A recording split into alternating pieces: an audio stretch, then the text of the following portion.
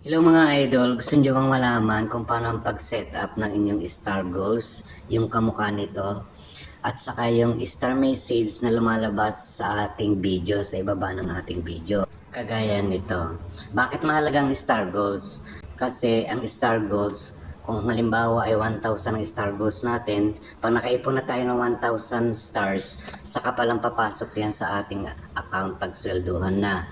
Ngayon, kung wala tang star goals, halimbawa, kung ilang stars lang yung nakuha mo within 28 days, yun ay automatic na papasok sa iyong bank account. In short, ang star goals ay para ka lang nag-aalkansya na ang goal mo ay punuin yung isang alkansya at pag napuno na, saka mo ito bubuksan. Okay guys, umpisa na natin.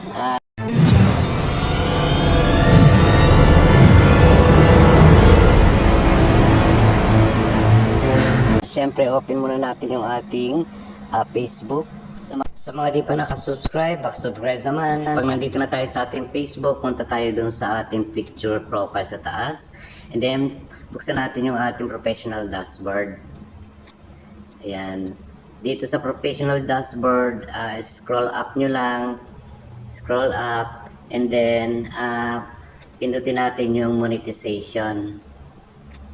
Ayan. Pag na-open mo yung monetization, pindutin mo naman yung stars. Ayan. Pag na-open mo na yung stars, ayan, pindutin mo naman yung see all. And then, pag na-open mo na yung see all, punta ka dun sa star goals sa baba. Ayan, pindutin mo lang yan. And then, ito, and then, pindutin natin.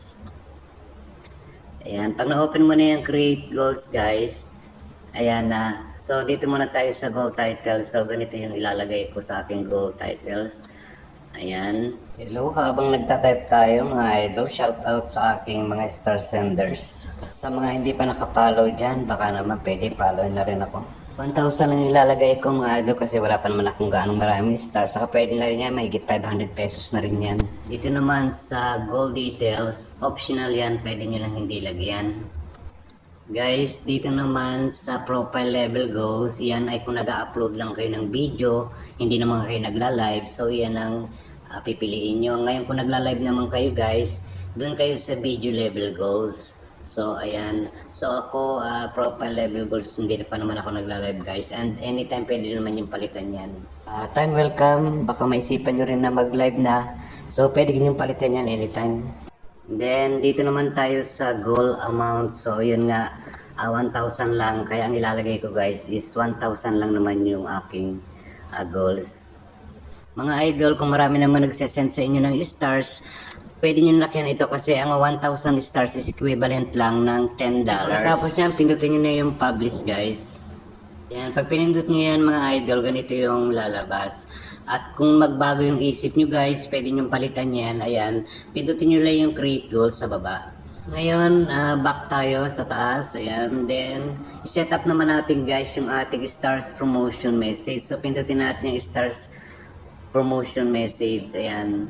So, dito guys, pwede tayo magpalit kung ano yung gusto nating sabihin. Pindutin nyo lang yung edit. Ayan. Ayun na guys, magpalit kayo. So ako hindi na ako magpapalit. Kung tapos na kayong i-edit, may save sa baba, save nyo lang. Mga susunod na video ko, ipapakita ko rin kung paano magpalit nyan. So ngayon, back tayo sa ating Facebook mga idol. Yan, back. Dahil pindutin natin yung ating profile picture sa taas. Punta tayo sa mga video na ipinost natin, ayan. So guys, so ayan na. Send star to support yung mga vlog, thank you. Yan na po yung ginawa natin kanina. Mga idol, please like, share, and subscribe. Bye-bye. See you at my next vlog. Thank you everyone.